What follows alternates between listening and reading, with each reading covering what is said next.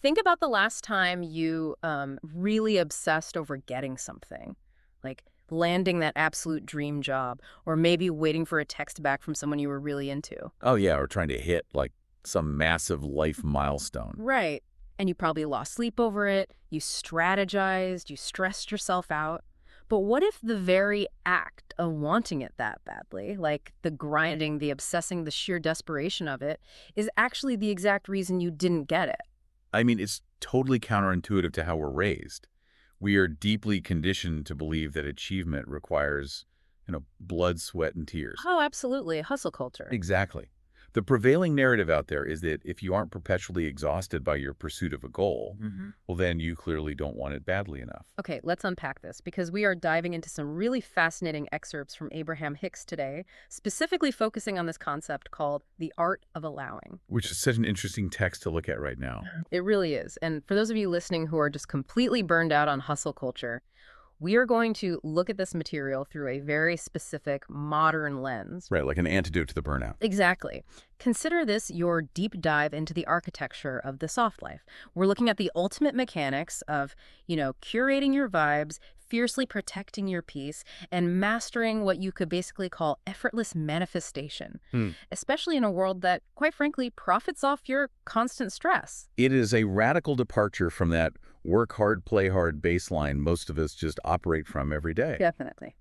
The source material we're analyzing today essentially argues that reality is not responding to your frantic physical effort. Hmm. It's actually responding to your baseline frequency, your general emotional state of being. And to really grasp this, we kind of have to look at the mechanics of how we approach the things we desire. So let's go back to that dream job scenario. Okay, yeah. The instinct there is to hyperfixate on it, right? You visualize the corner office, you refresh your email, like every 4 seconds. You map out the entire 5-year plan in your head. Yes. But the source material says that level of intense focus might actually be blocking the job from coming to you. Why is that? Well, because we have to look at the underlying emotion driving that obsession. When you are hyperfixated on something you desperately want but don't currently have, the dominant feeling isn't usually joy. No, it's usually panic. Exactly. It's anxiety. It's this profound feeling of lack. So every time you frantically refresh that email inbox, you are basically reinforcing the reality that you do not have the job yet. So you're basically vibrating at the frequency of absence. Precisely.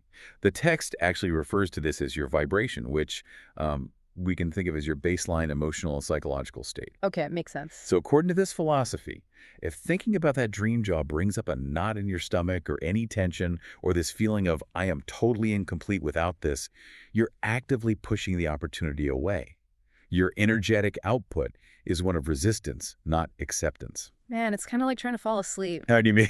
Well, the harder you obsess over the mechanics of trying to sleep. When you're staring at the ceiling doing that terrible math on how many hours you have left before your alarm goes off, the more awake you are. Oh, the absolute worst. Right. Your brain is frantic, your cortisol is spiking. But if you just let go, like stop trying to force the biological process and just daydream about something entirely unrelated to sleep, the tension drops. And then you just drift off. Exactly. Almost by accident, sleep naturally takes over. That perfectly illustrates the mechanism here. Oh. You cannot bully your brain into sleep, and according to this text, you cannot bully reality into delivering your desires. You literally have to relax your grip. So how do we do that? The source suggests using what they call a virtual reality to bypass this resistance. Wait, what does that mean in practice? Are we like putting on headsets here? No, this is purely an internal mechanism. Basically, if visualizing your dream job makes you anxious because you don't have it yet, you need to pivot your focus entirely. Okay, pivot to what? You create an internal virtual reality in your mind, like a daydream or a memory, about literally anything else in the world, as long as it evokes a genuine feeling of well-being. So it doesn't even have to be about the goal. Not at all. It could be remembering a really great meal, or playing with a dog, or, I don't know, a vacation you took 5 years ago. So the goal isn't to micromanage the universe into giving you the job. Far from it. The goal is simply to shift your baseline frequency away from lack and into a state of allowing. The text asserts that you have already asked for the job. The desire is already registered. It's in the queue. Exactly. If you can just maintain a general feeling of well-being about anything at all, the job can naturally flow to you because you've stopped actively resisting it with your anxiety. Wow, okay. Yeah, and the source provides a really tangible story about Esther and Jerry, they're the creators of this material, to show how this lack of resistance actually looks in real life. Have you read the part about the rocks in La Jolla? No, I don't think I've gotten to that anecdote yet. What happened? So Esther and Jerry used to travel to La Jolla, California, and they had this ritual of sitting on the cliffs overlooking the ocean. Beautiful spot. It really is. And Esther would look at these massive, beautiful, sprawling rocks on the cliffs, and she'd casually point to one and joke with Jerry, I just need this one big rock. You get that end, I'll get the other. Just like a running joke between them? Completely playful. And this is the crucial part regarding the mechanics of allowing. She wasn't agonizing over the rocks. She wasn't creating a vision board of La Jolla rocks. She wasn't journaling about them every morning. Right. She wasn't writing, I will manifest a 500-pound boulder in a gratitude journal. She was simply expressing a pure, unattached preference from a place of feeling really good just sitting by the ocean. So zero resistance. She didn't feel a profound sense of lack about the rocks. Exactly. Now, cut to some time later. They're building a new office space on their property in Texas. They decide they want a little water feature, so they hired a landscaping company. They agree on a simple clay model of a winding stream, and then they leave town while the construction happens. All right, I think I see where this is going. When they return to Texas, Jerry is stunned. The contractors hadn't just dug a little stream. For some completely unexplained reason, the contractors had brought in truckload after truckload of great big rocks. Wait, really? Yes, the exact kind of sprawling, massive rocks Esther had been pointing at for years in California. Wait, they just showed up. She didn't specifically order them or, design the water feature to have them? She didn't do a single thing. The force makes it a real point to highlight that Esther hadn't been sitting in Texas mourning the absence of California rocks. She wasn't doing targeted meditations about them. That's wild. So the grand takeaway for anyone listening is the text's assertion that everything you have ever genuinely desired is already queued up and on its way to you. The only variable is whether your current emotional state is in a place of allowing it to arrive or pushing it away with impatience. Because if she had been miserable in Texas, constantly complaining about the flat landscape, the rocks wouldn't have come because her frequency would have been blocking them. Exactly. So the ultimate life hack here is literally just get happy, focus on whatever is easiest to feel good about, and the logistics figure themselves out. That is the core premise, yes. But I mean, if we're talking about curating our vibe, we really have to talk about what happens when reality violently intrudes. Right, because it always does. Yeah. It is very easy to say, just feel good when you are sitting on a picturesque cliff looking at sea lions. But what happens when you step out of your front door, you're in a great mood, and someone else actively tries to destroy your peace? This is where the source material introduces a concept called radical vibrational responsibility. And it is, without a doubt, the most confrontational idea in the text. I can imagine. The philosophy states that when you are out in the world and you have an uncomfortable encounter with someone, say, a stranger is intensely rude to you, you have to tell yourself a very specific phrase. What's the phrase? You have to say, this was my doing. Hold on. I have to pause and push back on this on behalf of everyone listening, because that sounds dangerously close to toxic victim blaming. I know it's a harsh phrase. Right, because if I am walking down the street, perfectly happy, minding my own business, and someone just shoulder checks me, or a barista absolutely snaps at me for just ordering a coffee, you're telling me this philosophy says this was my doing. Why is their unprompted rage my fault? It is entirely natural to reject that phrase immediately. Our self-preservation instinct flares up big time. We want to say, I didn't invite this, and somebody needs to correct that person's behavior. Exactly. But the text isn't actually talking about moral blame here. It's talking about energetic mechanics. Think of yourself like a walking tuning fork. A tuning fork. Okay, how so? Well, if you strike a tuning fork so it vibrates at a specific frequency, and you walk into a room filled with other tuning forks, only the forks calibrated to that exact same frequency will start to vibrate. And the others just stay quiet. Right, they remain completely silent. The source argues that our emotional state works the exact same way. We selectively interact with the world based on our internal state. So I'm drawing them in. Basically. If you genuinely encounter intense anger from a stranger, The text argues there was some subtle frequency of defensiveness or anxiety or frustration already active within you that resonated with their anger. So it's sort of like a psychological algorithm. Yes, that's a great way to put it. Like, if I secretly feel overwhelmed and defensive, my algorithm physically bypasses the 50 peaceful people in the grocery store and specifically matches me up with the one person who wants to pick a fight. Precisely. And when you say that person needs to change their behavior so I can feel better, Yeah. you are just giving away all of your power. You're relying on them to fix your mood. Right. Yeah. Because you cannot control the billions of different moods and actions of the people on this planet. Waiting for the entire world to clean up its act so that you can feel comfortable is just a mathematical impossibility. So saying this was my doing is about taking the power back. Exactly. By saying this was my doing, you were simply reclaiming the only variable you actually control, your own tuning fork. Here's where it gets really interesting. If I accept that I'm walking around like an emotional tuning fork, how does this actually look in a day-to-day dynamic? Meaning what, exactly? Like, how does changing my internal frequency change someone else's behavior in real time? Oh, well, the source provides a brilliant real-time example of this, involving Esther feeling incredibly overwhelmed at her office. Oh, this is a new one for me. Set the scene. So Esther is at her desk, and she is just drowning in a massive to-do list. She is rushing, she's stressed, and she's completely disconnected from her usual sense of well-being. We've all been there. Right. And the fascinating part of this anecdote is that she is entirely self-aware. She knows her vibe is terrible, but she stubbornly makes a conscious choice. What'd she do? She thinks, too bad, I don't have time to get centered right now. I was going to force my way through this list, and I will feel good later. Classic. I will schedule my inner peace for 4:30 p.m. after I clear my inbox. Exactly. So she is sitting there in this frantic, misaligned state. And then, unexpectedly, a dear friend drops by the office. Okay. Someone Esther adores and who adores her. But this friend walks in carrying a totally different frequency. The friend is in a dominant, powerful place of joy. She expects a wonderful reunion. Okay, so what happens when those two tuning forks collide? The frantic one and the joyful one? Well, the stronger frequency wins out. Because the friend's positive vibration was so dominant and unwavering, Esther physically couldn't maintain her stress. Wow, really? Yeah.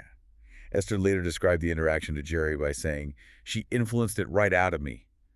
The friend's sheer expectation of a good time pulled Esther right back into alignment. That's incredible. And Esther's immediate reaction was, I need to surround myself with more friends like that. Which is exactly what modern internet culture tells us to do. Like, cut off toxic people, only surround yourself with high-vibe friends. Right, that's the common advice. But if we look at the mechanics we just discussed, isn't relying on a friend to pull you out of a bad mood just, I don't know, using them as an emotional crutch? That is exactly the reality check the text delivers next.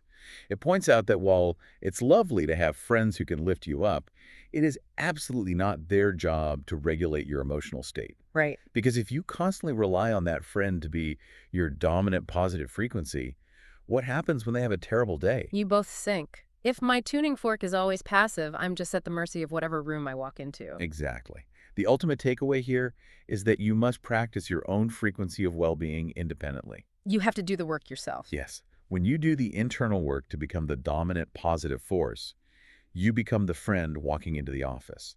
You become the person who evokes the best from everyone else. The source actually calls this creating a vicious cycle of well-being. Oh, I really like that phrase, a vicious cycle of well-being. But let's take this out of the safe space of a cozy office with a dear friend. Okay, where to? What about when we're dealing with people who don't just have a temporary bad vibe, but who fundamentally clash with who we are? Because a massive part of the Gen Z experience right now is learning how to set boundaries with family members or coworkers who have wildly different, sometimes hostile, worldviews. The text actually addresses this exact scenario. A questioner asks for advice regarding their workplace. They work with several people dealing with severe physical ailments, including a recent cancer diagnosis. Oh, wow. That's heavy. It is. And this person wants to help their coworkers feel better by sharing Abraham Hicks's philosophies or by offering Reiki, which is a form of energy healing. Okay, pause. We probably need an ELI 5 on Reiki and the broader terminology here before we go further, just so everyone listening is on the same page. Of course. So Reiki is a Japanese technique for stress reduction and relaxation that basically operates on the idea of channeling unseen life force energy. Got it. It's very metaphysical. And in the context of this source material, you'll often hear the term source energy, which basically means the fundamental underlying life force or consciousness that animates everything. And that's regardless of what religious or scientific labels we decide to put on it. Okay, that makes sense. So this person wants to offer this metaphysical help to their sick coworkers. What's the problem? They are terrified to do it. They specifically tell the author that they live in a strict Baptist Bible Belt area. Ah, I see. Yeah. They are hiding their beliefs because they are afraid of being, in their words, tarred and feathered by their religious coworkers. They want to protect their peace, so they just say nothing. So they're assuming they'll be judged and completely outcast. Exactly. And the advice the text gives here is incredibly thought-provoking regarding how we view differences. The source points out that by looking at these coworkers and automatically assuming they will judge and attack you, you're actually already experiencing that rejection in your own head. You're pre-living the drama. Yes. You are living out the conflict before anyone has even opened their mouth. It's the tuning fork again. They are literally vibrating at the frequency of defensive outcasts. Yes, exactly. The text argues that the labels we use to divide ourselves, whether they are religious, political, or philosophical, they actually obscure the mechanics of what's happening. Because underneath, we're all the same. Right.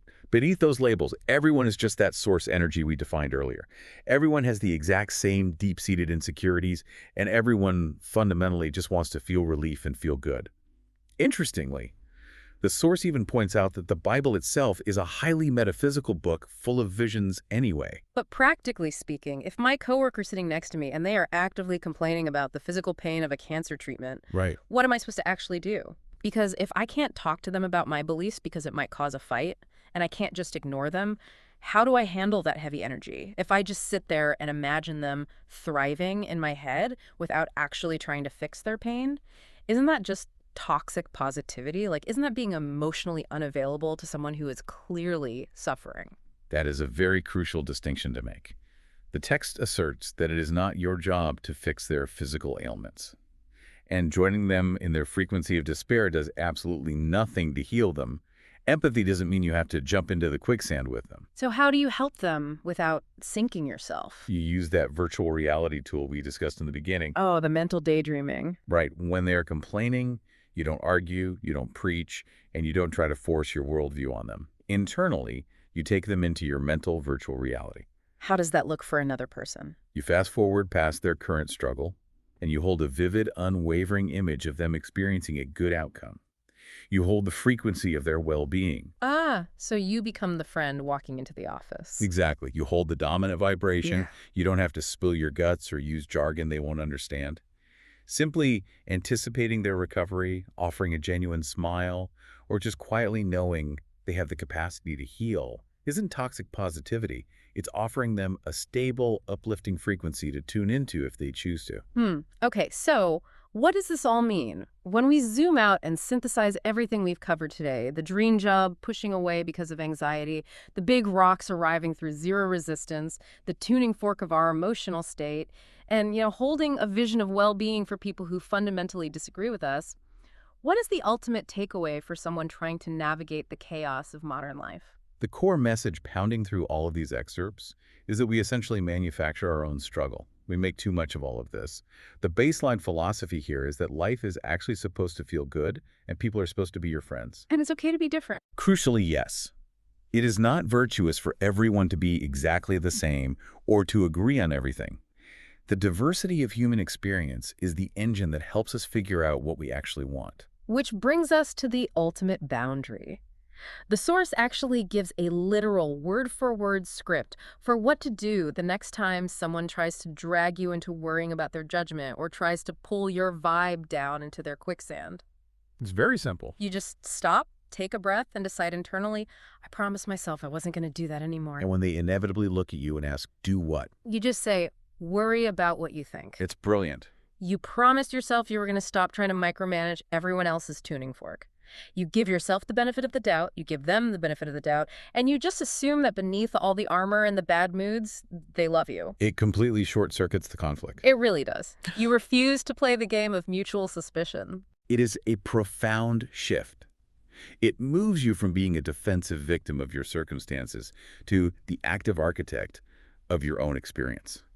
Which honestly leaves us with a fascinating psychological question to end on today. Let's hear it. If the mechanics we discussed today are accurate, if every single encounter you have is ultimately just a mirror reflecting your own internal frequency back to you, then who is the very next person you interact with going to reflect back to you? Oh, wow. When you take off your headphones today and talk to your partner or your roommate or a cashier, what version of you are you about to evoke from them? That completely flips the script on how we walk through the world. Are you about to walk into the room with the frantic, repelling energy of trying to force yourself to sleep? Or are you walking in like you're sitting on a cliff in La Jolla, just enjoying the view and allowing the good things to arrive? The choice and the frequency is entirely yours. Keep that in mind the next time you feel your peace slipping. Thanks for joining us on this deep dive.